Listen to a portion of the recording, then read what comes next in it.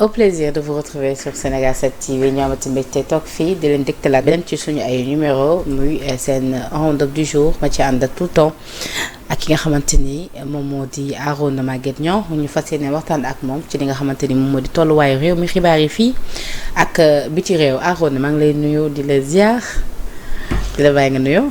Penda maa ngi lay delloo ziar maa ngi lay nuyu maa ngi nuyu ñëpp ñu ni seetaan di ziar aussi Sénégal lépp kulluhum comme ni ñu ko tàmm di waxee. ci weer wu sell bi weer wu tedd bi ñu ne maa ngi ñaanal yàlla mu defal Sénégalais yëpp. ñi fi ne ak ñi fi nekkul. ak toute l'humanité ci barke sallallahu alayhi wa sallam mi ni célébré. yàlla defal jaam yëpp jàmmi xol jàmmi xel jàmmi yaram. wérub xol wérub xel ak wér-gi-yaram. yàlla mën na ko yàlla def yàlla naatal Sénégal defal ñu jàmm ba lépp lu ñuy séentu ci gouvernement bi ak sunu dirigeants yi ñu yeggale ko ak jàmm ak salaam. allahumma amiin mais Arona mais say de. merci beaucoup. da ngay dem Kaolack. Nii. ci boo paree. waaw dem Tivaouane laa demoon ma def comme kii ma def kii. bii Kaolack defoon koppati kii. waaw sëñ Babacar waaw comme yi rafet yi waaw. yooyu nga def noonu Rose Bordeaux waaw. léegi tey ngay dem Kaolack nga def bii dem si Saloum. bii du Obasanjo. moom la ancien président Nigéria. léegi lu tax nga war a def Obasanjo diggante comme que waa ñeseen niñ mel ak waa Nigéria. waaw da ci xam nga bàyyi fa la ëppee ay tijaan fa la ëppee ay taalibe en quelque sorte. parce que buuru Kano bi Kano état la bu nekk biir Nigéria. Nigéria fédération la. Kano rek am na 15 millions voire 17 millions de personnes. te benn état la ci biir Nigéria.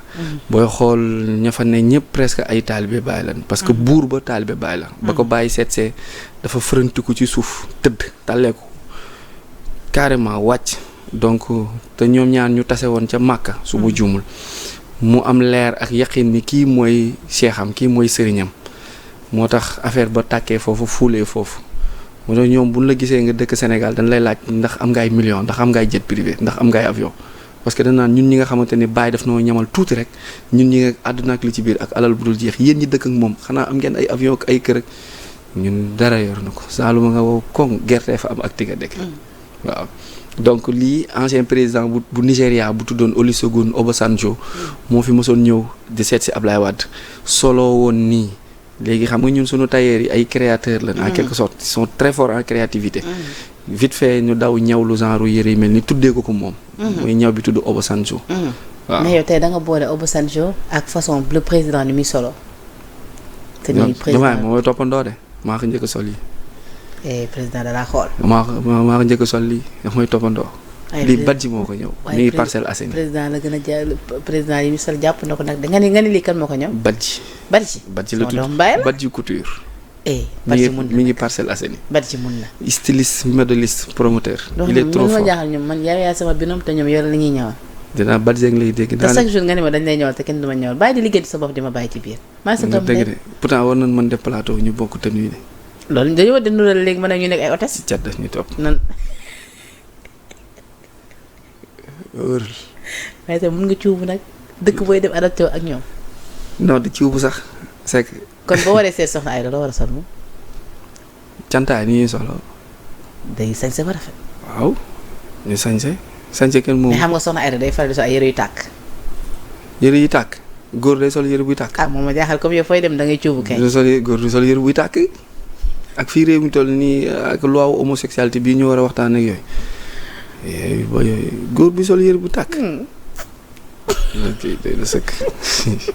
yàlla baax na li moo nekkoon nuyoo bi alors Arona fi ñuy dooree si jamono bi nga xamante ni ñi ngi waxtaan ñi ngi amal li nga xamante ni moom moo di cérémonie officielle marquant le lancement du projet Dakar Métropole Internationale 2050 ci teewaayu le PM Ousmane Sonko lu ni mel nag di ab initiative bi nga xamante ni dina tax ñu wane li nga xamante ni moom moo di suñu ville mais également ambition bi nga xamante ni am nañ ko ngir def Dakar ab espace de dialogue d'échange de concertation et de coopération au service du développement et du bien-être des citoyens Dakar a toujours été le centre de toute initiative bu nu mënti jël ak bu nu mënti waxtaane que Dakar doon métropole yàgg na ko dañuy féddali toppaat ci yoon bi nga xamante ni Dakar mas yàgg na kaa jouer parce que Dakar a été la capitale de l'Afrique Penda avant d'être la capitale de l'Afrique française ou bien la capitale de l'Afrique occidentale donc Dakar fut la capitale de l'Afrique noire en quelque sorte donc loolu bu ñu ko suuxantalee dañuy delloowaat buumba ca mboy ba mooy def de telle sorte que aussi Dakar nekk lieu d'attraction vu sa position stratégique géostratégique géopolitique et autres ak géoéconomique géoculturelle Dakar peut abriter les plus grands sommets du monde donc ONU am na fi siège pas mal de structures aussi comme Ablaye Wade ndeysaan xel mi daa yaatu woon mosoon na dem ONU ni leen mais seen session yi ngeen di def mais da leen ko tas bu leen koy yóbbu ak New York kase mu ne par exemple bu ngeen ko indi woon Dakar semaine boobu noonu Dakar économiquement day dund parce que taxi yi dinañ daw hôtel yi dinañ daw commerce bi dina daw xaalis bi dina daw génn mu ne bu ngeen di jàppale da ngeen di ñëw parfois ñun suñuy instance ngeen abrité fa yenn sommet yi donc bu Dakar amee attraction boobu noonu day permettre aussi à le monde extérieur ñu mën a ñëw mën di def ak ñun échange ak yooyu mais gëm naa ni aussi ci Dakar métropole beeg yooyu ñu ñëwee ma waxtaan nan la ñuy defaraatee Dakar nan la ñuy tabaxee Dakar. loolu kay dinañ ko ci waxtaanee parce que rappelé que ni c'est un projet porté par la ministre Moussa Balla Fofana di jëriñ bi ñu nekk wàllu urbanisme. waaw il y a 2 semaines fii la ñu waxoon noonu amoon naa idée wu yëkkati ginnaaw raay wala jàmm gën si Kambaaw ko rek tabaxaat ko pour taw bi pour ñu éviter li nga xamante ni. am na on peut construire toute une ville de 2 millions 10 millions de personnes mën nañ ko yëkkati tabaxaat lépp moderniser carrément tout. changer tout Dakar on a les moyens économiques bu nu jógee ci redressement économique bi ak boru FMI beeg yooyu bu Sénégal jëlee ses envols mën na booy leb looy li ngay teg nu mu tudd am na ni ñu koy waxee garantie mën nga garantie à partir du pétrole on te construit des villes Penda Grand Yoff day senn Grand Médine boo fay dem comme Brésil mooy Sanzala foofu nga yéeg ci escalier yi Grand Dakar y a de ces habitations yu nga xamante ni c'est à bannir Médina digg ville seen égout yi ak seen canalisation yëpp yàqu na Médina pu day xeeñ une partie de Pikine waaw une partie de Pikine ginnaaw raay waxuma ci waa Médina dara Guédiawaye Nimzatt bu dee Guédiawaye à part Las Palmas ak côté Déggo beeg yooyu noonu Sam Notaire ci sama yaay dëkkee beneen Guédiawaye baaxul HLM Paris Déggo waaw dégg HLM Paris ginnaaw foofu leneen baaxu fa jàmm gën Sicap Mbao ak lépp luy wër mbaaw yooyu noonu mais c'est catastrophique donc yooyu noonu dafa ci baax ñoom ay programme d'urbanisme yu nga xamante ni day yëkkatiwaat ces villes déloger toute cette population là ba ci Kër Massar Jaxaay ñi dëkk ci kaw dexe yu yëpp on les déloge ñu yóbbu leen dans des maisons conteneurs même bu dee 5 ans la tu crées des écoles des lieux de culte des marchés espaces de loisirs tu mets l'électricité et l'eau ñu dëkkandi le temps que pour 5 ans que tu construis toute une ville viabilisée et tout problème bi réglé on peut le faire donc su ma jote woon ci ñoom projet bu gigantesque la mais je leur propose ça. ñu def ko. d'accord kon daal xam nga jàpp nga ni la initiative bu baax la. oui. Ouais. Alors parlons ba tey de Dakar daf ñu permettre maa ngi ñëwaat ci kanam tuuti ci le PM Ousmane Sonko mais démb tamit liaison Dakar liaison maritime bi Dakar Gorée dafa amoon démb benn problème bu fa amoon ba sax ñu ne à un moment donné xawoon na créer tuuti panique ci ginnaaw démb ngelaw beeg taw beeg ak yu ni mel ba chaloupe bi xawoon coincé ñu ne corde yi xawoon tamit indi ay jaxase ko ba problème am chaloupe bi taxaw benn place dégg naa ba jot a mbëkk sax yeneen pirogue privé yi nga xamante ni ñu ngi woon aux alentours lu ñu mel également bëgg naa nga am ci ab taxaw seetlu. bateau yi dafa màgget beneen bi Macky Sall mujjee jënd c'est pas adapté ak liaison Dakar maritime bi bu bees bi mu mujjee jënd su ma juumul beer la xaw ma Kumba Castel am na ci bu nga xamante ni normalement dafa màgget te normalement Dakar Gorée warul def 10 minutes waroon nañ am 2 à 3 chaloupes yuy jël benn 100 personnes wala plus yu nga xamante ni navigabilité bi nii lay def mais on a un problème technique c'est des problèmes techniques bateau yu baaxul danoo nekk état de délabrement donc techniquement dañu war leen revoiraat du leneen problème boobu noonu du dara lu dul bateau yee am problème donc soit changer soit wut mécanique bu baax. bateau yi niroo ñu voilà léegi nag booy xool peinture ba la ci biti. bateau yu bees laa gis te man. bateau yu bees yooyu noonu adapté wul bu bees bi adapté wul ci distance bu gàtt boobu noonu du bateau wu pour liaison Dakar Gorée bateau wu leneen la ba ci jëndin bi sax parfois duñ jënd lu baax yooyu aussi daf ñuy indil ay problème. la faute à qui. gouvernement sortant ñoom ñoo ko jëndoon gouvernement bi amagul xaalis bu mu jëndee bateau di xaalis amu fi di ñi fi jóge la ñoo jëndoon bateau bu bon boobu. waaye ñoom tamit bu ñëwee mun nañ jënd. waaw ban la jënd lekk geeg naan nga pare soog a jënd ay bateau xanaa balaa ngay jënd bateau suur du ñu xiif. yow yaa toogoon fii keroog ni ma dëkk bi kenn am benn problème yaa ma ko waxoon. problème bi xam nga lan la bi may wax. mooy lekk ba dessert nga ne ma dëkk bi am benn problème yaa ma ko wax. non problème mooy crise mooy nërmeelu mooy nga lekk. non yow nërmeelu woo parce que 5-5 wala balaa sa awa sanc am na lii yër bu yàgg la de. lii man gisoo nu mu kii nu ma jeexee. lii yër baax na. man la xew. waaw Thiaw ñu ngi lay nuyu démb fu ma romb ñu laaj ma la. man tamit. ak Omarienne bi aussi.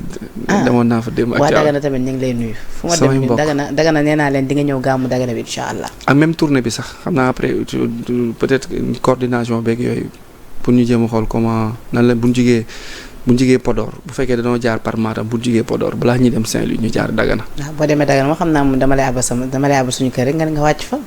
ma seeti waale bébé Khady Penda. waaw sama turandoo. waaw sa yëgal ko Sénégalais yi. ma seeti waale sa turandoo.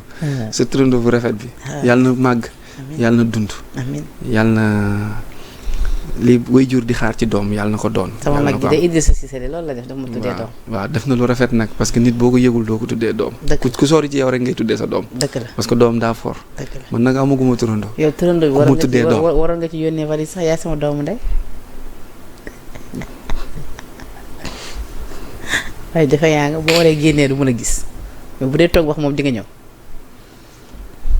yàlla baax na. yàlla baax na donc daal loolu daal nga am ci léegi qu'est-ce qu'il y a lieu de faire.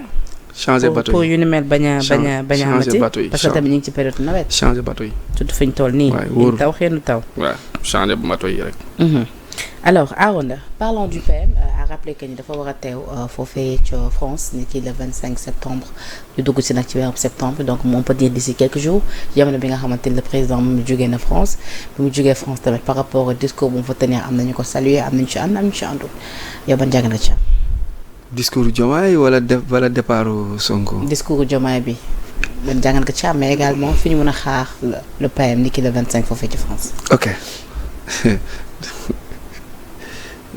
Son Excellence Bassirou man j'ai dit que il a fait discours bu fi gëj de bu ma gëj a dégg man je dis pas que c'est la première fois de parce que daaw naa déglu discours Ablaye Wade je dis pas que c'est la première fois un président sénégalais parle comme ça en France devant les Français c'est pas la première fois Wade l'a fait mais sant dañoo jàppoon ne bu Macky ñëwee day continuer type de discours boobu noonu parce que Abdoulaye Wade mi ngi doon dem ci libéralisation bi mu commencé dugal Dubai Port World dem ci China yi chinois yi Taïwan mu jëlee leen fi woo Chine populaire woo américains yeeg Turquie ak arabe yi boobu mi ngi doon commencé di ubbi vannes yi pour jox plus de responsabilité aux autres nations pour wane ne le Sénégal n'appartient pas à la France mais malheureusement bi Macky Sall ñëwee dañoo gisaat Bolloré bu taxaw ak yenn su ma jumul ne ko Trans et autres ak yenn structure wala yenn firme yi nga xamante ni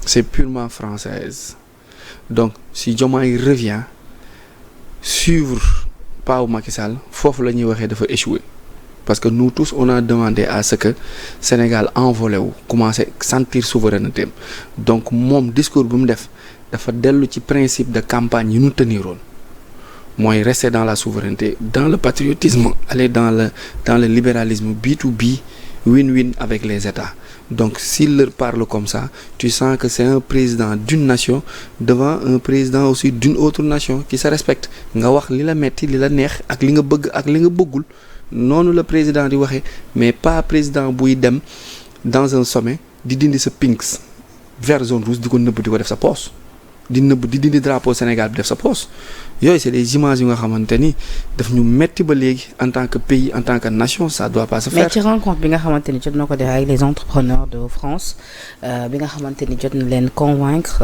bon jéem na leen plutôt convaincre su ko defee rek les patrons français mun a ñëw investir fii ci réew mi ci discours boobu nag lañ ñenn ñu bëri àndulee ak le président ndax nee nañu ñoom par rapport ak discours bu ñu doon tenir avant ci France dégage bi ci dañoo war a am suñu monnaie bopp ci dañoo war a am suñu souveraineté bopp ak yu ni mel ba sax ñu acté li nga xamante ni moo di départ des bases militaires françaises nee nañ boobu le discours on a comme l'impression quelque part que président da leen doon woowaat ngir ñu ñëw alors que ni warul woon am rawatina si ñoom comparé ak discours bi nga xamante ni wala boog opinion bi nga xamante ni yàgg nañ ko am ci France. xam nga booy campagne wala booy wut souvent dama koy wax y a de ces expressions wala y a de ces termes yi nga xamante ni da nga koy leeral wala nga tëb ko wala boog boo ci duggee rek dem ci ba jeex man damaa mës a gëm ni le Sénégal n'a pas de problème avec les Français mais plutôt avec la France. Maintenant la différence entre la France ak les Français bokkul.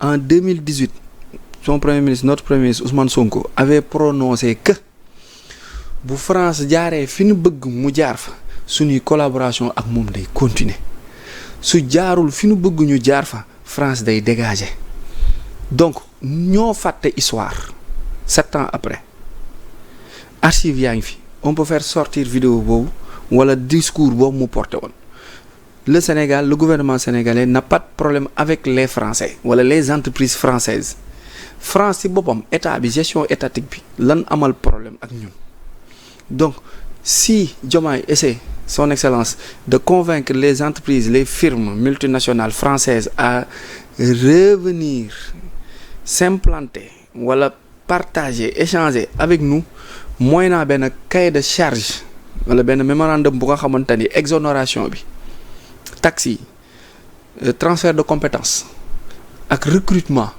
ak grille salariale bi mais c'est respecté mais yow tu as un pays bu nga xamante ni le taux de chômage est élevé yaa ngi am jeunesse bu nga xamante ni am problème mu liggéey bërki démb rek am na ñu deewaat ci géej gi gis nga image yi. dafay dugal combat bi ma la fàttali léegi combat wu France dégage. France dégage. oui donc ñooñu noonu boo amee loolu. mais da nga koy jël léegi nag maintenant bu fekkee dafa am ay organisation yu mel ni FRAPP France dégage ñooñu seen spéculation ñu ngi ko doon tenir ci entreprise française yi implanté woon biir Sénégal te respecté wuñu woon exonération bi. Je te donne un exemple. Mais qu'est-ce qui nous garantit que ni ñu ñëwaat pour ñu ñëwaat réinvestir. ndax merci beaucoup dinañ respecter exonération bi. léegi man Arona maa toog fii. est-ce que finalement du même problème bi après mooy continuer di persister. léegi c'est-à-dire fi ñu ngi doon xaar l'actuel régime est-ce que du c'est parce que oui d'accord France dañoo war a dem kon nañ dem te bañ a ñëwaat après voilà Sénégalais yi nag mën a jël les choses en main ñoom li nga xamante ne implanté woon nañu ko fi ñu jéem a xool ni ñu doolelee peut-être suñu ay doomi réew. ñu mun ko porter waat. parce que même ci manifestation yi fi amoon da nga doon gis yenn jeunes yi ci yenn images yi dañ doon plus favoriser di lakk li nga xamante ni moom moo di yenn entreprise française yi parce que jàpp nañ ni parce que du suñu moomeelu doomu réew.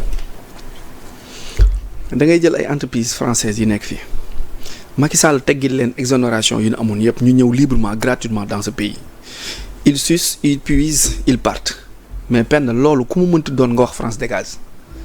Diomaye bu demee ni leen vous pouvez revenir à des conditions mooy exonération bi sax yéen a war a ëppale entreprise sénégalaise bi da ngeen war a recruter da ngeen war a transférer compétence def échange de partenariat def win-win mais loolu dans une coopération bilatérale multilatérale dans le monde géopolitique où nous sommes en train de vivre mais loolu kan moo ko sañ ban président moo sañ dem ni dëkk bi te mu amal la njëriñ bu fi tege tànk wala bu fi ñëwati. mais ak nu munti demee comment est-ce qu'on peut comprendre nga ni nit ki dem Arona demal ba si yàgg ni ko Arona léegi ñëwaat waaye boo ñëwaatee da ci conditions yi laa bëgg. kan moo waxoon France da ngay dem complètement musul am Sonko n'a jamais dit sortez les vidéos de 2018 c'est-à-dire bu ñuy wax. xam nga boo nee mais Guy Marius Sagna ne gouverne pas. waaw mais. c'est pas lui qui gouverne de. il ne gouverne pas d'accord. man wax ma waxu Guy Marius Sagna man waxu Diomaye yi laay wax. mais mu ngi ci biir ak Sonko Diomaye ak Sonko musuñu wax loolu Guy Marius Sagna ak seen entité la woon anti français ñoom ñoo doon wax France dégage te moom wax na ci moom nee na ba muy wax ni doxalin bi ak ni ñu doon usé sucé sunu population na doon wax France dégage mais boo nee France dégage te réglé woo problème mu opérationnel bi téléphonique beeg yooyu noonu wala lekk geeg naan gi ci yenn déplacement yooyu mais ça serait catastrophique parce que amul benn sevrage bu brutal sa doom sax boo koy feral bi day am processus mënoo ñëw rek ni ko kët boo ne ko kët mu ni tàgg loolu mënut a nekk ñoom la mais Sonko Diomaye musu ñoo wax ni bu nu faloo dañ leen di génne dëkk bi ngeen seet wecc musul am je défie tout le monde allez sortir les vidéos musu ñu ko wax ils ont dit que nous avons un problème avec l'État français si doxalinam ni mu ñuy utiliser mais loolu ça veut dire que yow li ma bëgg boo ko defee ñu ànd li ma bëgg soo ko deful ma génnee la léegi nag man en tant que citoyen membre sympathisant acteur bis bu nu doxee ba entreprise yi ñëwaat cahier de charge bi taxoon son excellence demoon def ko ñoom respectuñ ko pen danaa toogaat fii ni leen defuñu ko. léegi teewaayu le PM foofee ca France le 25 septembre a rappelé que ni bi fi Jean-Luc Mélenchon ñëwee Sonko a rappelé que ni ci jamono bi nga xamante ni Macky Sall mu leen di teg ay métit moom Macron dafa décidé woon taxaw observer donc qu'est-ce qui explique tey le fait que ni mu war fa dem teew donte ni nee nañ ci ab forum lay dem assister. D'accord forum bi on parle de quoi d'abord la première chose à rectifier wala pas à rectifier mais à rappeler aux Sénégalais mooy Sénégalais yi fii lañ toogoon ni Sonko du mës a voyager du dem France loolu nit ñi dañ koy fàtte fii Sénégalais yi foofu. léegi de mu ngi tukki moom. mu ngi dem fu ko neex. Sénégalais yi toogoon ni Sonko bi dem ñu koy tëj c'est même Sénégalais tey ñoo ñëwaat man ce pays là man billahi Sénégal. est-ce que du ma xëy sax bàyyi chronique bi yëpp penn ñu noppi nga wut keneen ko ma remplacer ñu toog parce que da ngay dem ba mujj gi yow da nga naan ñun ban peuple lañ yor te yow léegi nga dem bàyyi ma sëy fii la Sénégalais yi toog ni Sonko du ma sa tukki buy tukki ñu koy jàpp du teg tànkam France nangam sangam topp ci ay plateau yuuxu wax lu leen neex même ba fa Sonko deful dara sax le fait que mu dugg avion présidentiel wàcc biir France nga gis ko ci caméra yi mu toog def fërëm jëlaat avion bi ñëwaat rek loolu rek communication la. mu ngi dem de wax dëgg neex yàlla. même bu dee fërëm ba dañuy ñëw ni ko namm naa la yaa ngi ci jàmm mu ne maa ngi ci jàmm ñu ne au revoir mu jëlaat avion bi ñibbisi. mu ngi tukki ça veut tout dire et ça change absolument complètement la carte. mu ngi tukki te buy tukki day sañse. jeex na loolu rappel profite aux croyants. léegi ñëwal ci ñu leen di rappeler. mais quand tu pars dans un ci cadre rappel bi. quand tu pars dans un forum c'est pour y trouver quelque chose bu nga xamante ne c'est rentable boo mën a indil sa ñi la yónni Diomaye dem na toog ak son homologue Macron échanger nan Sonko dem na peut-être pour continuité wu li président bi entériné moom mën na dem def suivi bi peut-être ratification beeg yooyu noonu parce que coulisse bi wala profondeur u débat bi amaguñ ko muy man muy yow muy kenn ci télé yi amagu ko. maintenant ci doxalin bi la ñuy xamee réellement qu'est-ce qui a été dit foofu nag la Sénégalais yi di interveniraat nan ndax Sénégal dafa jébbalaat boppam France wala ndax patriotisme ak panafricanisme bi ñuy woote ñi ngi koy doxal. léegi boo koy jox yóbbal foo koy xaar. su ma koy jox yóbbal. mooy li Diomaye def mooy exonération surtout exonération bi benn crédit seer na connexion seer na surtout côté boobu domaine boobu rek war nañ ko liggéey màggal Touba liñ la wan màggal Touba te connexion du dara France ngay dem jënd 10 euros. 10 euros loolu il faut nga wax ko Sénégalais yi. 10 euros li ma dund ci màggal bi tey nga fekkee ko. xam nga la mooy 10 euros 6500. ñaata giga laa gënoon sax 100 giga la France illimité ñun fii 100 giga amul sax ñun fii 2000 francs la lay jaay 4 giga. wala ñaata giga laa gënoon sa kanam yow chaque 2 jours nga jënd 2000. balaa 1 heure de temps 2 heures 1 heure 30. chaque 2 heures de temps laa wax chaque 2 heures pas 2 jours chaque 2 heures nga jënd. dama jaaxle nga jënd 2000 francs crédit. waaw sa kanam nga fekk nga jënd orange. nga taal données yi mu jeex. nga jëndaat te lu nga xamante ni du dara.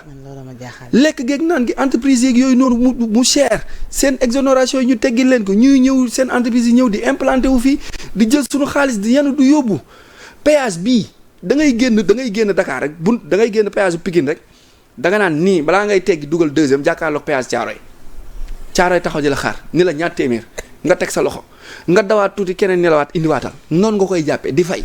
pend di fay péage bi. te xaalis bi 25 ans mooy fii ba 2035 ñooy fayeeku muy dem rek léegi kooku boo amee président bu nga xamante ni da ngay bañ mais yooyu il faut les revoir il faut ñu xoolaat texte yi contrat yi ñu bindaat ko France bu fi bëggee yàgg te il a intérêt nag elle a intérêt de xam naa sûrement dinañ ñëw ci question yooyu gis naa ko ci question yi France a intérêt de gérer le Sénégal mu fekk ci ko ci coopération win-win sinon ci musiba la jëm parce que moom mi ngi nekk en dégringolade. Économiquement la France est en train de chuter. yow xam nga ci dara enveloppe yi ñëwatul nu mu doon ñëwee. ban enveloppe. yi monsieur Diop parce que dëkk ba dafa metti. waaw monsieur Diop.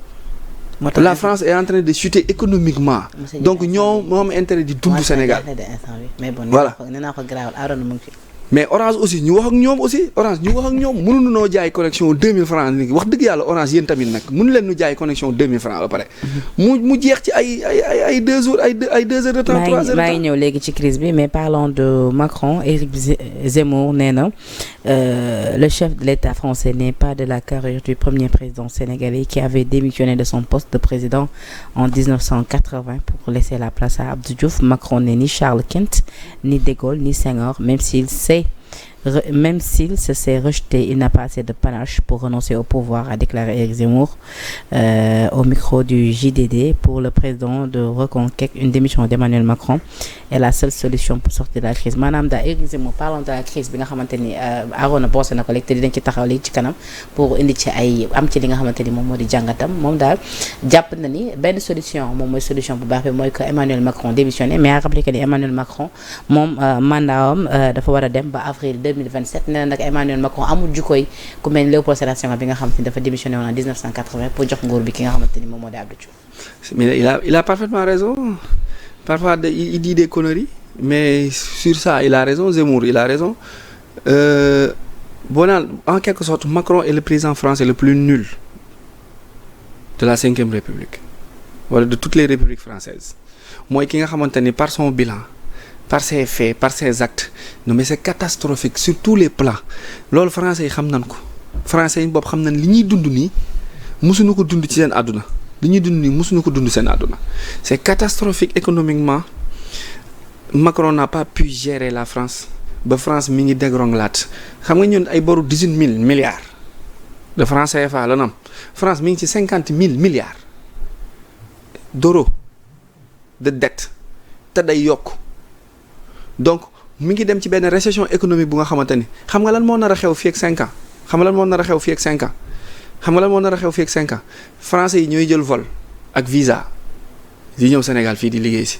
ñoo nar a jël suñu tool yi ak suñu entreprise ak suñu société yi da ngay gis français bu xëy déposer fii lettre am madame Ndiaye pour nekk directrice bi wala directeur bi fii parce que dootu ñu amati suffisamment lu ñu mën a tenir wala lu leen mën a dundal te ñi ngi koy gis ñi ngi koy sentir boo ko bëggee xam ku ko bëgg a xam xoolal moodu yi wala ñi nga xamante ne dañoo am ay nit yu nekk France ndax yónnee ba na mu daan demee demeete na ko wala demeetu ko ndax lekk geeg naan nga na mu daan demee demeetu ko lépp lu nga xamante ni avantage la woon mi ngi koy tegg parce que gouvernement mënatu ko tenir Macron a échoué.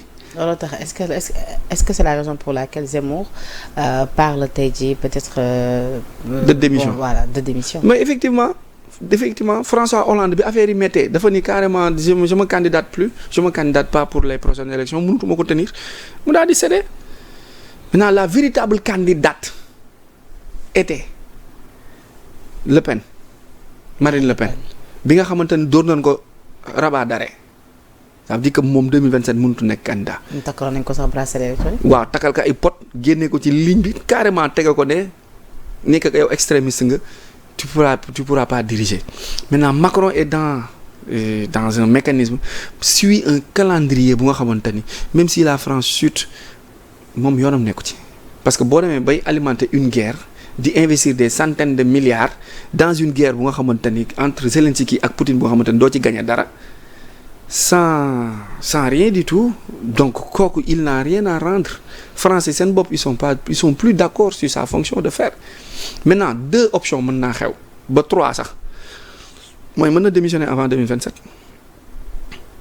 mën na yeggal bu demee ñu remplacer ko wala ñu wutal ko keneen mën na sax dem ba 2027 ñu prolonger waat ko parce que dafa nekk ci calendrier mu nekkaat beneen option bu nga xamante ni dans la République française du fa am tout est possible actuellement parce que on est dans un virage géopolitique bu nga xamante ni tout est possible les non-dits mot na 90% de ce que la télé nous montre ce que la télé nous montre du sax 10% de la réalité. Mais est-ce qu'on peut être d'accord avec toi sur ce que tu viens de dire, Kenny, à savoir Kenny, selon toi, Macron est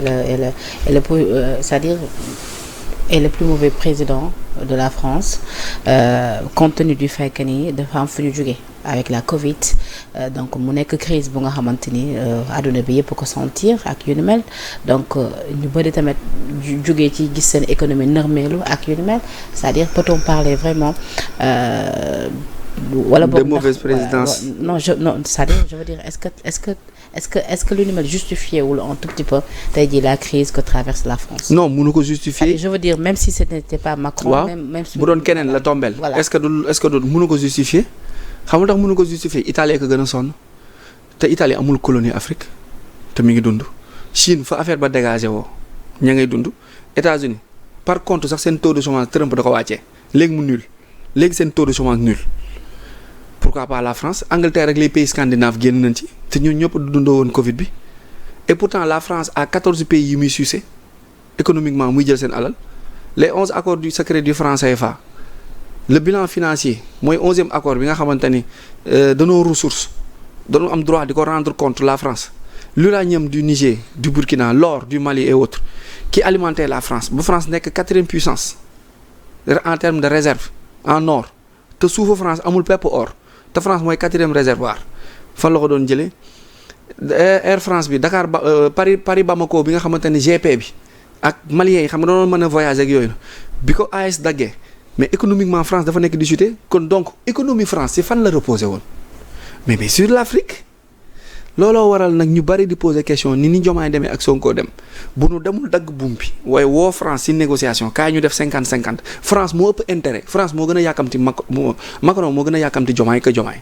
Mais si jamono bi ñuy waxee waxu crise en France crise économique crise politique en France ba sax ñenn ngi jàpp ni peut-être meilleur moyen bi mooy que gouvernement bi démissionné am na ñu ne ñu ngi jëm ci ab remaniement ak yu nu mel mais quel que soit en tout cas li nga xamante ni moom moo di la situation actuelle foofee ca France ndax jàpp nga ni c'est le bon moment tey jii pour attirer les investisseurs. ndax moment bii nii parce que am nañ leen doy sëkk nga ba tubay jamono ci. si moment bi xam nga ñoom am nañ service am nañ expertise. am nañ xam-xam am nañ technicité bi mooy am nañ savoir-faire bi maintenant lan la ñuy wut marché ak main d'œuvre maintenant ñëwal dans les pays faibles yi nga xamante ni y a le marché y a la main d'œuvre maintenant fa nga doon fayoo ko benn entreprise sénégalaise ni ko man France maay jël 80% yi yow 20% yi ngay jël mais boo naree nërmeelu entreprise sénégalaise bi ne la kaay jël 50 ma jël 50 doo jël kaay jël 50 ma jël 50. moo gën nga jël 50 moo gën nga jël 10 di. mon ami Kayre de Pastef maa ngi lay nuyu. donc c'est normal ñu jël ko. Kayre bi mooy envoyé un message. Kayre saay la. Kayre on te salue. Kayre 220. nee na yow yaa ko wax ni ko man defeyant la te duma ko nee na yow yaa ko wax ni ko man duma ko woo moo tax Kayre bi ma ko wooyee mu ne rustoo naa ko. Kayre on t'embrasse très fort. maa ngi koy nuyu lu bari. C'est une belle personne, il est adorable. Alors ba tey ci France la ñuy descendi Arona comment faire tey jii noo jàngatee tey noonu la ñu war a def pour relever seen économie mais également ci crise politique bi ndax jàpp nga ni tey jii dissoudre le gouvernement tamit loolu rek mooy la seule solution. Bon je sais pas parce que ñoom économiquement wala politiquement war nañ xam ndax réellement dana war a dissoudre seen gouvernement ou pas mais man dama jàpp ne même boo changé gouvernement bi indi premier ministre dugalaat ay kii yu bees te bàyyi fa tête ba wala bàyyi fa politique ba je pense que du changer li ko mën a changer mooy politique économique ak redressement économique bu France moo mérité wu ñu changer ko donc man je propose que ñu revoiraat seen politique économique que ñuy dem ci loolu. D'accord alors beneen sujet bi nga xamante ni bëgg naa ñu évacuer ko rapidement muy Burkina Faso c'est vrai que ni actualité Afrique bi la ñu woon njëkkee le pont et tout fallait que ñu évacuer par la même occasion li nga xamante ni moom moo di coowal France bi ak situation bi nga xamante ni moo fa am actuellement. Mais dañuy dem rapidement Arona Burkina Faso ñu ne ce matin le Burkina adopte une loi pénalisant l'homosexualité qui devient passible de prison. Donc l'Assemblée législative de transition du Burkina Faso a adopté lundi à l'unanimité un projet de loi prévoyant entre 2 et 5 ans de prison pour les auteurs de pratiques homosexuelles, rapporte la télévision d'État. Lu ni mel daal moom moo bokk na tey ci xibaar yi gën a fës foofee ci Burkina Faso mu fekk si tamit Sénégal li nga xamante ni moom moo di bëgg-bëgg ñenn ñi nga rawatina mouvement bu mel ni lu rappel jiite ki ko jiite bokk ci Abdou Karim Gueye xorom xaq ñoom depuis loolu ñu ngi rappelé tamit au gouvernement engagement yi nga xam jëloon nañ ko ni buñ toogee rek dañuy criminaliser d'office li nga xamante ni moom moo ci l'homosexualité au Sénégal. mais loolu nekkul lu ñuy laam-laame man sama principe ak sama vision loolu la ma sa doon mais bi ma ci dugal mooy d'abord nan xool qui est homosexuel et qui n'est pas homosexuel kan moo remplir critères yi ñuy wax homosexuel ba pare mooy le mais bi ma ci dugal pour bañ a dem ci benn crise sociale mais dama mës a d'accord ni bépp acte contre nature wala crise des valeurs mérite d'être puni. Parce que ni suñu société Karim nag mere na la ci li nga wax. ni notre société interpellé na la ci. ni notre société ni notre religion ni notre tradition ne nous permet pas de vivre avec un homosexuel. Donc l'homosexualité mérite d'être criminalisée comme les OGM aussi ak la politique de vaccination bi nga xamante ni parfois c'est non contrôlé yooyu noonu yëpp baaxul ci jeexantalu population bi dafa am lu muy yàq ci sunu société sunu njaboot sunu réew. Donc yooyu yëpp c'est des choses yu nga xamante ni ay projet de loi yu ñu leen war a teggi la ñu jàll ci leneen man loolu laa gëm li Burkina Faso def Sénégal war na ci inspirer mu def ko peut-être que on a peur de quelque chose wala de kii. wala de quoi exactement mais le mais mooy qui est homosexuel kan wala lan la ñuy compter ni lii boo ko defee dem nga bu dee acte nature la bu dee acte contre nature la acca mais loolu suñu société moo ko njëkk a punir sax avant sax ñuy nekk loi léegi nag kay li ñu war a dem mooy dem ci criminalisation bi dem ci sanction yi kun ci jàpp de 5 à 20 ans de prison wala de 5 à 10 ans de prison. comme ni ko Burkina defee ce matin. ñu ne aussi la Belgique annonce qu'elle va reconnaître l'État de Palestine ci ab assemblée générale bu ONU lu ñu mel nag di ab annonce bi nga xamante ni ki tey ci mardi bi lañ ci jot jóge ci le ministre belge des affaires étrangères di Maxime Prévost.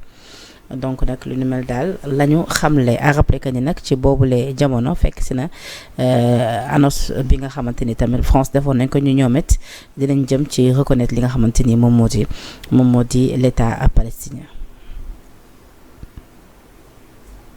ñu kontaan parce que da ngeen naan waxoon nga ko. ñu répété waat rek. c'est-à-dire soo amee benn avancée liggéey damay gis benn bonheur ci sa kanam. mais sant yàlla la.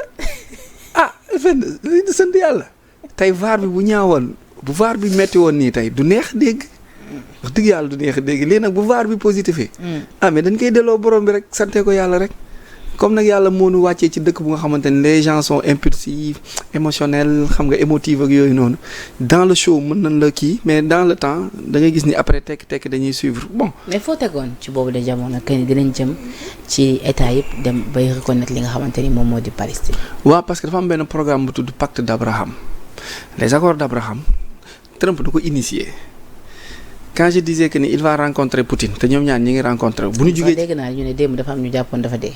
waaw dégg naa rumeur yooyu noonu bu dee Washington dina communiquer loolu moom ñëppay dee bàyyi leen ñuy wax. parce que nee nañ dañ ko gisul mu génn dañ ko gisul mu wax dañu genre yooyu ñu jàpp ni dee. waaw mais attends Kagame toog na 3 mois 4 mois yi ñu ko gisul mi ngi woon Dakar barki dem feebar day am mais bu dee dañuy communiquer ñaata président ñoo dee ci àdduna bi après gestion bi continuer diversion la parce que fi ñu jëm nii.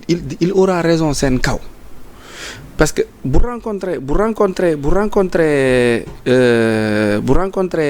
comment dirais-je Poutine bu rencontrer Poutine après kan moo ci topp wala lan moo ci topp mooy la reconnaissance de l'État palestinien mais la reconnaissance de l'État palestinien boobu Trump mi ngi ciy dox depuis 2017 Trump moo changé ambassade Israël bi jëlee ko Tel Aviv yóbbu ko Jérusalem ñëpp di yuuxu ni dafa am pacte iblis pacte satanique bu mu bëgg a récupérer non alors que moom xam nga une ambassade est naturellement une base militaire naturellement c'est une base militaire ambassade boo gis base militaire la parce que y a tout le renseignement qu'il faut dedans moo tax ambassade bii nii ñoo même li ñuy def xam nañ ko ils ont l'information sur tout le monde c'est la grande puissance mondiale donc tous les problèmes qui se posent à leur ñoom entendement niveau de faire niveau de reconnaissance dañ ciy am mainmise donc lui il n'est pas quelqu'un appartenant à un secte c'est un jésuite chrétien orthodoxe la comme les Poutine et autres ñoom ñi ngi ci la reconnaissance de Dieu et la politique de Dieu donc du coup teg na plan wu reconnaissance su état palestinien parce que xam na ni lii du yoon attaque la mais calendrier bi lan nekk du suivre loolu nekkee di topp calendrier ba yegg si fii nii mais loolu moo leen di joxaat ñu pousser à tous ces pays d'Europe un à un ñoom ñëpp ils vont parler sur la reconnaissance de l'état palestinien après ñu dem ONU bu ñu demee ONU ñu voté loi yi et on reconnaît officiellement l'existence de l'état palestinien après bis bu Palestine nekkee état bon on va traduire en justice Netanyahou mooy premier ministre israélien bi dañ koy yóbbu cour pénale internationale wala ñu àtte ko ci benn cour jëlaatal boobu noonu ñu dencaat ko dans le futur koo teg lool bis bu ñu demee ci reconnaissance xam nga ñi ngi dox dem ci reconnaissance su Palestine nekk état officiellement lu mësul am lu kenn dul xalaat lu jàppoon ni du am ci àdduna c'est Trump qui va réussir ça maintenant mook Poutine s'ils réussissent ça ba Palestine exister maintenant lépp luy crime contre l'humanité de ces 20 dernières années dañ koy teg ci kaw premier ministre israélien bi donc le premier ministre israélien ak Israël ci boppam seront jugés. kon daal ñu jàpp loolu tamit ci information yi. loolu joxewaat la waaw Netanyahou le premier ministre israélien sera traduit en justice condamné. mais Arona pour crime contre l'humanité. léegi bu may wax ci France dama fàtte wax tamit ci crise bu am entre la France et l'Algérie ci li ñeel li nga xamante ni moom moo di visa yi. mais bu fekkee ñoom seen diggante leeraluñu carte gi parce que diggante France ak Algérie ku fa dugg da nga fay des Penda. L'Algérie accuse la France de faire du chantage au visa. waaw ci jamono bi nga xamante ni sax ñoom ñaar seen diggante neexul. parce que algériens yi jàpp nañ ni français yi waruñu leen def chantage ci visa xamul tax dafa am histoire bu jiitu histoire boobu dafa am lu ñu doon wax des pieds noirs xam naa la nga daan lire barewul mais xam nga Albert Camus ban livre la bind l'étranger Albert Camus. daawoo lire. lu tax nga war ma yóbbu lire ay Mariama Ba yooyu livre programme scolaire yëpp liiroo ci benn. ay Baatoila. génn ci li nga ne Mariama Ba. nu ma def yow tamit yemal nag. liir nga déggoon. kii ma naan déggoon liir nga Victor Hugo. contemplation yemal yow tam nag. livre programme la woon de. yow tamit yemal. René Mara. ki doon ànd ak Senghor nu mu tudd te mu jàppale ko ci négritude bi te mu dëkk Dominique. xaw ma kenn yow Aimé Césaire. yow rek laa xam xaw ma kenn. donc dafa am ay français yu ñu tuddee pied noir xam nga la mooy pied noir Algérie doom la Sénégal tom France bi muy dem ci colonisation yi dafa am ay regroupement de pays yi nga xam ne daf leen wutal entité dafa am ñu doon wax protectorat comme ay Maroc Tunisie am ñuy wax dom comme Algérie dom mooy département d'outre-mer mooy un département qui se trouve au-delà de l'océan Sénégal nekkoon tom territoire d'outre-mer mooy benn suuf territoire bu nekk au-delà de la mer Algérie dafa bokkoon directement ci France rattaché moo am ay français yi délocalisé dem fa dëkk fa am fay jabar am fay doom seen doom yi juddoo fa maintenant français yi juddoo Algérie ñu tuddee leen des pieds noirs mooy ils ont le pied en terre noire c'est pas le pied mot noir mais ñii ils sont nés ici léegi français yooyu noonu motoon 20% de la population mais doon contrôler 80% de l'économie algérienne 80% des Algériens gèrent que 20% de l'économie algérienne loolu moo déclenché la guerre algérienne l'une des causes bi déclenché guerre Algérie bi 54 ba 62 maintenant ñu am jàmm ñu yàgg parce que dañoo yàgg ba jaxasantewu seen biir comme ay Zinedine Zidane ay Karim Benzema ay dañuy ay français la en quelque sorte léegi ñoom jàpp na ni seen lien ak France du tey du démb donc France warul teg dara seen diggante ak ñoom ci wutum visa wala ci wutum dara léegi lan moo waral loolu France xam na ko mais lan moo tax muy jéem a tenter loolu. lan moo tax parce que économiquement France dafa nekk di chuter léegi lépp luy niche fu mu mën a jëlee xaalis da koy làmbaatu. moo tax Macron nii la nuyoo Diomaye kott ko téye ko parce que xam na ni bu ko mayul mu signé ay entreprise am duñ taxaw day daanu te algériens yi dugg France danoo bari te seen visa yi mën nga ci am dara moo tax muy jéem a xool fan la niche am bu mu dugal xaalis parce que kees yi ak gafaka yi amatul dara mais loolu algériens yi du ko bàyyi. d'accord loolu dama ko fàtte woon évacuer dafa lekk ma évacuer ko. en Obasanjo. merci. su war a mbéy ci mbir mi naa ma da nga sonal Arona mais gis ngeen moom moo ma sonal. dafa may sosal day wax ay wax yu rëy. Afghanistan ñu ne plus de 800 morts dans un séisme qui a secoué l'est du pays donc nag lu nu mel la ñu xamle 800 personnes ñoom ñoo ci ñàkk seen bakkan 2700 personnes ñoom ñoo ci jëlee ay gaañu foofee ca est bu Afghanistan frappé dans la nuit et par un séisme de magnitude 6 suivi d'au moins 5 répliques ressenties à des centaines de kilomètres, annoncé lundi ni ki démb le gouvernement. waaw dafa nekk pays bu nekk ci zone sismique parce que côté Asie bi dafa am ay plaques continentales je pense 2 à 3 arabique bi nekk côté Turquie bi jëm Europe beeg ak bi jël Asie Pacifique bi vers l'Himalaya et autres.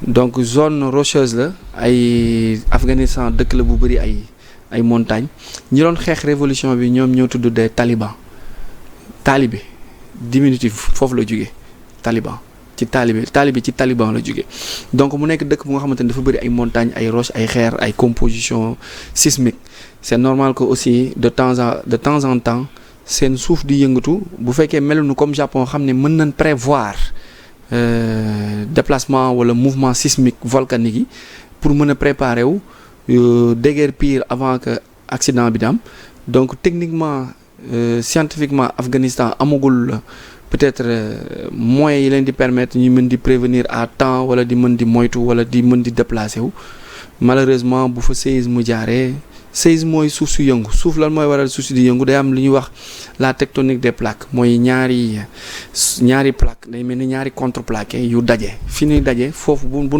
nu dalante suuf si day yëngu donc lépp lu xamante ne dafa nekkoon ci kaw day sentir mouvement boobu noonu dafa du coup kër yeeg bâtiment yeeg voilà lépp daal di yàqu. alhamdulilah ñun Afrique. ci benn plaque la nekk donc. bu dul tuuti côté Maroc côté Atlas bi foofu xam ne dafa dagg ak l'Amérique du Nord mooy côté États-Unis beeg yooyu noonu mooy quand les terres se regroupaient il fut après c'est avec l'éclatement ak l'avancement des plaques continentales moo waral écartement bi am bu dul Maroc foofu ci kaw noonu tuuti doo sentir benn mouvement séisme en Afrique ñi ngi naan temps yee passé kii bi day yëngu déggoo ko. déggoo ñu naan Dakar day am volcan. waaw man mel naa leen déedéet rek bu mu yëngatu fu mu ne nii loolu seet naa li maam ne woon na ko. dara du yëngu nelawal dara du yëngu ba ilaa yomu din ësal ba ëbët Dakar monument Mameli du ni gur. amiin waay waaw kon la xanaa la yàlla mayoon bàyyi laa Dakar nangu. déedéet. nangu ko te yàlla du maye di nangu. déedéet la bàyyi laa ñaanoon ba mu am. day sax ba tey. Mamel du yëngu. monument de la Renaissance du yëngu. dara du yëngu à Dakar. buñ ko jéemee sax ñoom ñoo yëngule waaye ñun duñu yëngule. gisoo ni mën a yow war naa war a mën a temps gën la coacher ci comme fanu gàmmu gi nii ngay waxtaanee gàmmu yi. bàyyil diine gi gis nga liñ fi dajoon ay jamono génnal ci diine gi. ñu wax géopolitique bi rek ak. ngay waxtaanee gàmmu yi daal su ko defee comme Sénégalais xamuñu ni man maay sa manager xam nga gars yi loolu xamuñu ko. waaw maay sa manager sa compte xayma sama loxo la. waaw mais loolu noonu il faut ñu waxtaan. diine gi foog ma jéem ko lijjanti. diine gi bàyyi ko bàyyi diine gi. bu ñu dem commencé wax ngay jàng ci tante yi. may jàng ci. tante yi. waxal question bi stop. mën nga ko de. waxal leneen bi ñu demee Touba wane nga benn talent boo xam ne yëgu ma ko woon. Arona yaa fou. loolu moom damay bàyyi ba benn jour rek damay bàyyi ba fin d'année bi ma dëgtal ko interroté ci sa ay bêtisier sa bêtisier yaa ngi fii ci sa cybercriminalité maa ngi koy gis. te yaa ma fay yóbbu. di nga dem cyber bañal bàyyi sama vidéo yi ak yi ngi may def rek 5e étage la déjà ay yéeg bi rek da ngay sonn. alors ni ki mercredi 3 septembre foofee ca Pékin dañuy célébrer les 80 ans de la fin de la guerre de la seconde guerre mondiale donc mu nekk lu nga xamante ni rek dina nekk lu nga xamante ni dinañ ko bind ci taarix yi donc lu ni mel nag tax na ba ki nga xamante ni moom moo di Vladimir Poutine mu ngi foofee ca Pékin Xi Jinping ñoom ñaar jot nañ gisee waxtaan nañ tamit ci li nga xamante ni moom moo ñeel rapport yi ñaari dëkk yi ak tamit nañu def bëggoon ko consolider mais am nañ tamit beneen gan bi nga xamante ni yegsi na niki sànq di Kim Jong Un moom it yegsi na foofee ngir mën a teewee en tout cas boobu la daje. parce que am na rencontre bu nga xamante ni am na te lu nu foogul woon la lu jafe mooy duggante Inde Russie ak Chine donc qu'est-ce qui reste mooy le nord-coréen deal bi lan la. Inde ak Chine 2,8 milliards d'habitants la. Inde ak Chine ñoom ñaar benn marché wu près de 3 milliards de personnes la mooy les deux pays yi gën a populaire ci àdduna bi. Inde raw na Chine il y a presque 1 an Indiens yi nit ñi fii Sénégal Indo la ñuy wax alors que Indien la ñuy wax Indiens yi ils sont 1,420 milliards d'habitants. léegi de bëri nañ loolu macha allah. trop tissu yu rafet yi chinois yi tissu yi fan lay jógee Pendjab ak Jipir c'est des noms de ville ak Cachemire ay dëkk la de. Cachemire. waaw. tissu suñu kolu Cachemire. ak Pendjab dëkk la. Jipir ay dëkk la. Marrakech mooy Marrakech Maroc sénégalais dafa fort Marrakech la jógee ñooy Marrakech Cachemire Jipir ak. Pendjab yëpp suñu kol yi Kashgar la tudd. non am na tissu Cachemire. waaw. dëkk bu nekk Inde bu tudd Cachemire am na tissu yu tudd Pendjab am na tissu yu tudd Jipir daa tàng ku ko sol jamono ji da ngay tàng. ñoom sari de keroog bu ñu demee di jënd ji ay tissu macha allah nee dañoo dugg fekk jaaykat bi di nga seetaan ñun ñaar tombek nga koy nuyu mu ne jaaykat bi ñii samay xar leen jaaykat bi wàññil ko nee na suñu barke xanaa neex. après naa ko woo si suuf. Inde ak Chine ñoom ñaar ils font 2,8 milliards d'habitants c'est le plus gros marché bu nu àndee en coopération ba pare malheureusement si 20 dernières années yi amuñu woon coopération bu plausible bu tax ñuy wax donc si l'Asie se regroupe di dem dans des sommets bu nga xamante ne da nga gis Vladimir Poutine Russie gis Modi Inde gis Xi Jinping Chine Kim Jong Un bu ñëwee Nord-Corée mais qu'est-ce qui reste pour faire tomber et détrôner l'économie européenne?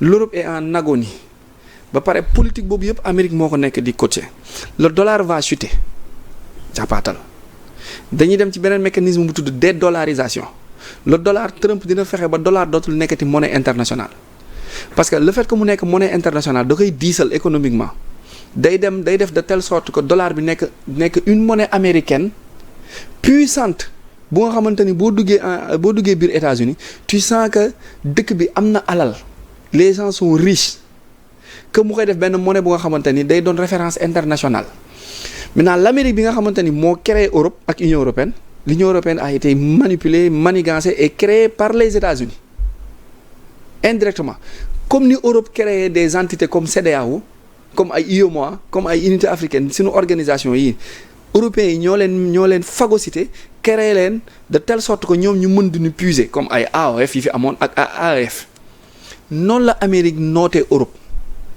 maintenant comme Europe dafa def ak moom bras de fer l'Amérique va retirer sa main de l'Europe et l'Europe va chuter parce que Afrique bi mu yaakaaroon ni day daw jàpp ci Afrique pour dund Afrique boobu day dagg parce que AES déjà génn na te AES moo gën a riche ci CEDEAO ba pare terrorisme lañ mën a créer wala insécurité pour ñëwaat malheureusement les Russes et les Américains vont collaborer pour empêcher le terrorisme et le djihadisme en Afrique occidentale l'Europe va où mooy l'Europe va tomber première raison deuxième raison troisième raison sommet bii ngay gis ni day def l'Asie comme pôle économique puissante def Amérique pôle économique puissante def Europe beneen pôle def Afrique beneen pôle ñu dem dans un monde multipolaire te la rencontre de Poutine de Xi Jinping de Modi ak de Kim Jong Un day yokk doole BRICS day daaneel Banque mondiale ak FMI day faire chuter toutes les instances yi fi jotoon am ci 80 ans yii ñu génn mooy on célèbre les 80 ans de la fin de la Seconde Guerre mondiale le 2 septembre 1945 tey juste jour pour jour tey le 2 ñi ngi toog di ko waxtaane 80 ans pile si 80 ans yii ñu génn ni célébration bi demee le 3 waaw si 80 ans yii ñu génn ni si la économique bu àdduna bi ci la lii ñuy waxtaane naan la géopolitique économique de l'Europe occidentale yëpp am taxawaay mooy am juddu léegi nag lu dund 80 ans wala lu dund 100 ans day nekk ci cycle bi day nekk di jeex maintenant l'Asie se prépare pour jël ses forces am benn regroupement l'Amérique de Trump mi ngi dagg ak l'Europe occidentale l'Afrique commence à se regrouper et aller vers le patriotisme maintenant kan mooy doon prochain assaut bi ce sera ni l'Amérique ni l'Europe ni l'Asie mais plutôt nous Afrique nous serons le 21e siècle sera africain ou ne sera pas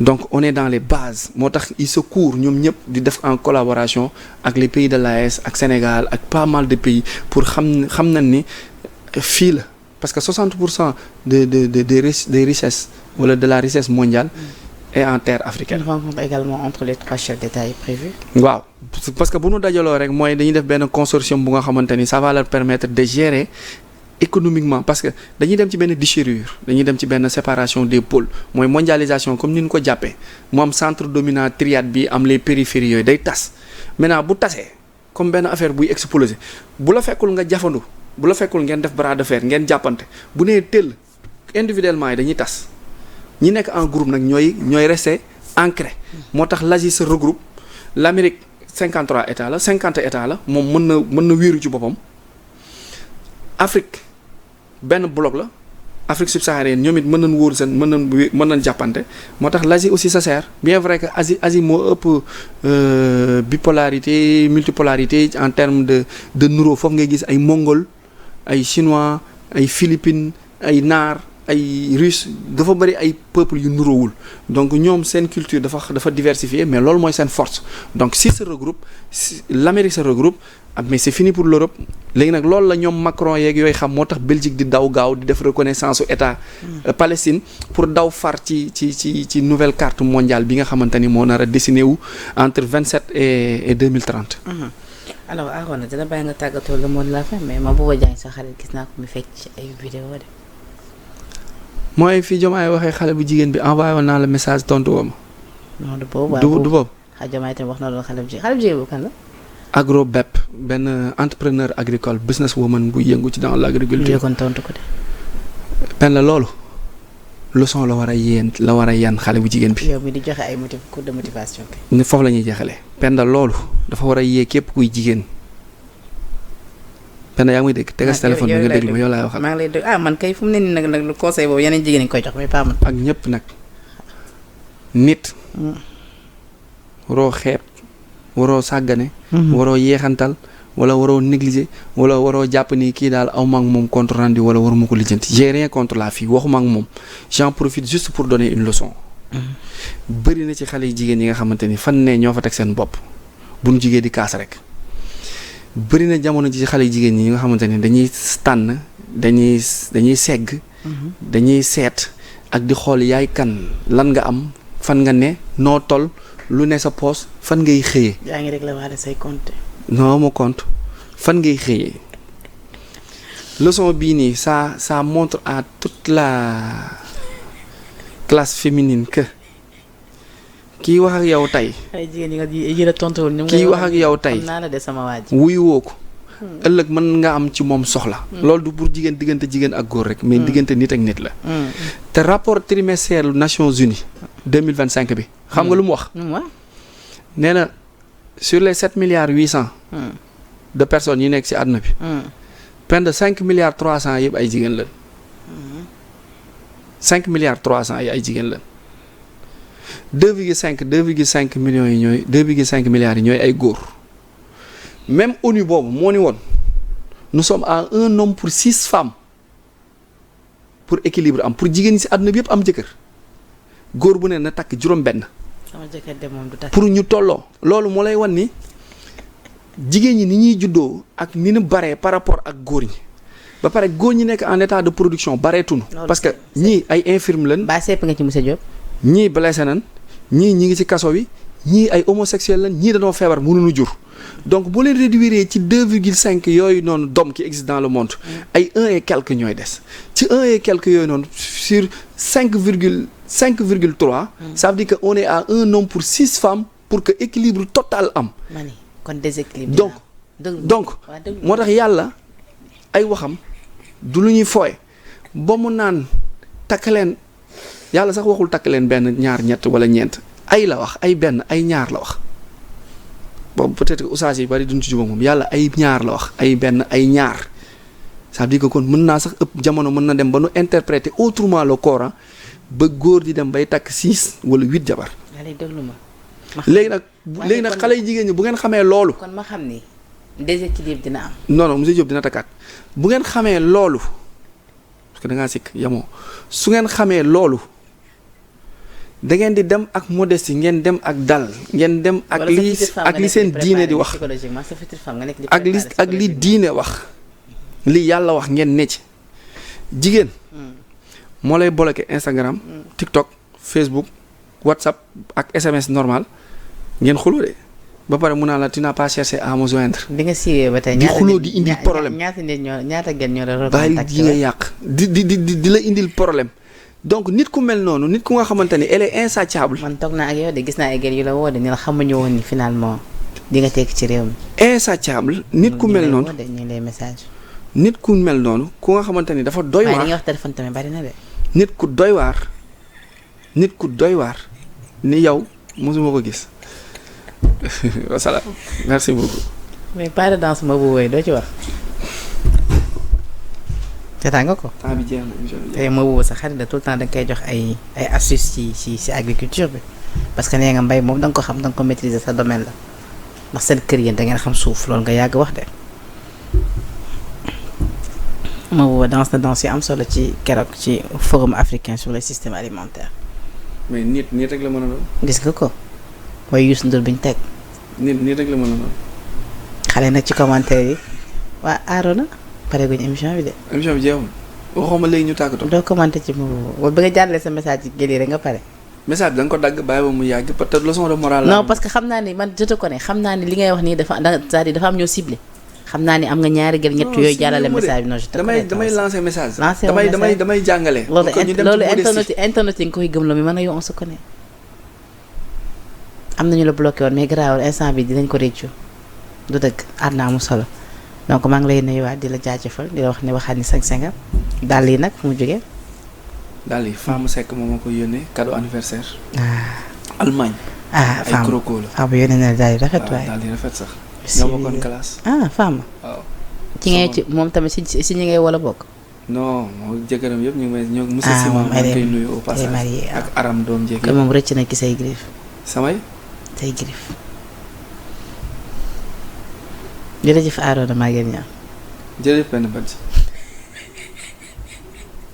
tuuti di la jaajëfalaat ci liggéey bu am solo bi di la encouragé waat bu baax c'est pas évident mais jàmbaar dëgg nga bu baax a baax Mbengue Mbokh ñu ngi lay jaajëfal bu baax a baax Arona tamit mu ngi lay jaajëfal ci liggéey bu sell bi di la joxaat gën a joxaat courage donc di remercier waat suñu mbokk internet yi nga xamante ni saa su ne ñoom sax foofu suñu ay programme rawatina seen rendez-vous du jour ma nekk Arona di leen jox di daje beneen mardi incha allah rabbi d'ici là portez-vous bien ci la ngeen jëf